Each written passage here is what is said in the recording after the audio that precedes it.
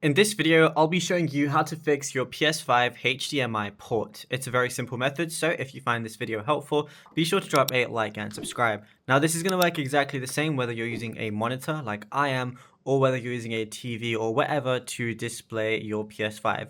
So obviously, you're going to need your HDMI wire. One end is going to go into your TV or monitor. So mine is, going into my monitor right here, as you can see.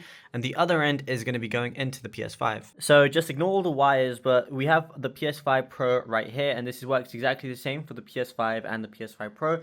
And then on the back, we're going to see the different connections.